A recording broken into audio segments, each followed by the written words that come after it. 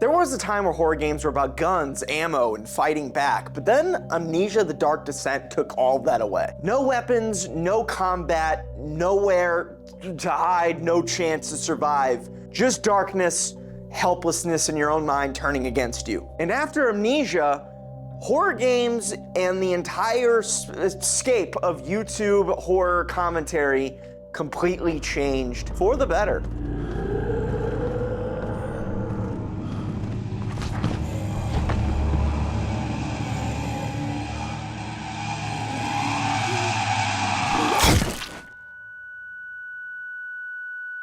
Before Amnesia, there were some really great horror video games, and oftentimes they gave you power, a say in your own fate. Silent Hill, Resident Evil, I believe Resident Evil was before Amnesia. But the point is that there were a whole lot of games coming out in the 1990s, the late 1990s and the early 2000s that gave you power against your own horror-filled landscape. Horror was something that you could overcome. But then Amnesia completely flipped that script. It didn't ask you how powerful and brave you could be. It asked you how long you could survive before you broke entirely. Amnesia stripped everything away to the most bare bones version it possibly could. You couldn't fight back. You couldn't even look at the monster that you were running from. Your only hope was to run, hide, hope you could survive, pray to whatever god you can believe in as you shelter and cower away in a fucking closet. And then there was a sanity system that punished you for your cowardice, which was the only way you could live. If you panic, if you stay in the dark, if you look at the monster, you're gonna die. It's fucking Amnesia made fear personal. It was kind of bullshit. It didn't just chase you, it waited you out. But here's something that people forget. Amnesia was so important, it didn't just completely redefine what horror gaming was.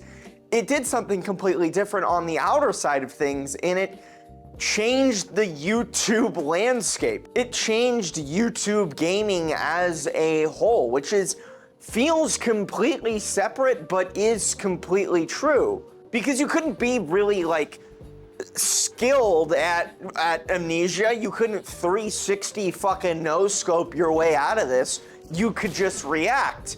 And all you could as a YouTube commentator was to display your reaction, which is exactly what Amnesia set out to do. And that's what made early Let's Play games explode and change the entire YouTube gaming landscape, and really the entire YouTube landscape in general, because you have creators like Markiplier and then the greatest YouTuber of all time, probably PewDiePie, defining their career off of this game in the beginning, in the early days. Amnesia forced authenticity. Every fear and scream were real. Every tear that would fall was real. Every laugh from the audience was real because they were looking at these authentic reactions from these incredible creators. PewDiePie's early videos were based around Amnesia, and that's kind of what blew him up as a creator with the barrels and Stefano, and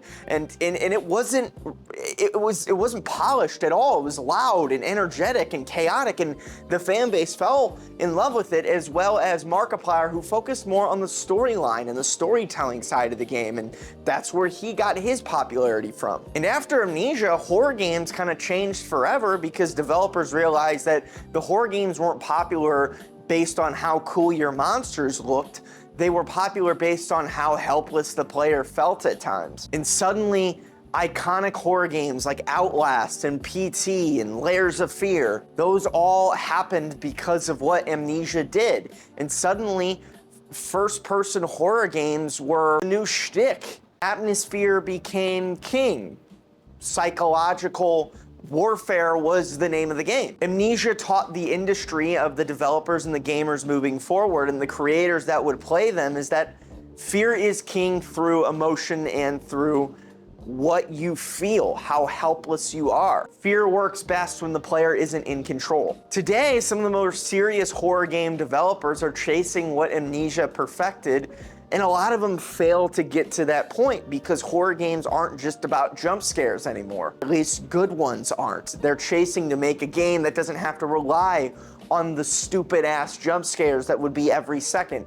They're trying to create something where you feel genuinely fucking creeped out. It's trying to make you feel vulnerable. In a way, horror movies are trying to do that as well. When was the last time you saw a horror movie where the atmosphere creeped you out and scared you more than the jump scares ever were? To me, like the last horror movie that I saw as a trailer, the atmosphere terrified me more than what the jump scares were ever gonna be about. It was Longlegs, it was Barbarian, because it didn't rely on just popping out of the shadows and scaring the shit out of you. You felt like you were in a world that was fucking hopeless to begin with. And that's why Amnesia didn't just change horror gaming, it changed how we saw fear altogether. It became the blueprint because it made fear personal. And once fear became personal, you can't ever forget it. Let me know what you think about Amnesia in the comments below. Let me know what you think about the landscape of horror today. It doesn't feel like we're getting any like great atmospheric, eerie feeling horror movies or video games.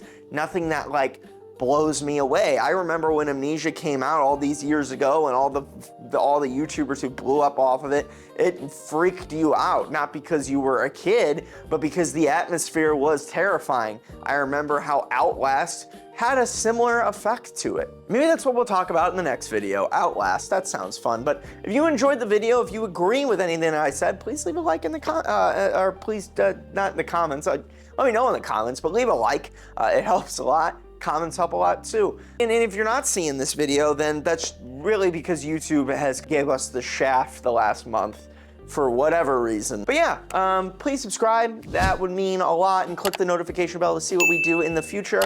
But I love you guys. Thank you so much. Peace, love, adios, and bye-bye.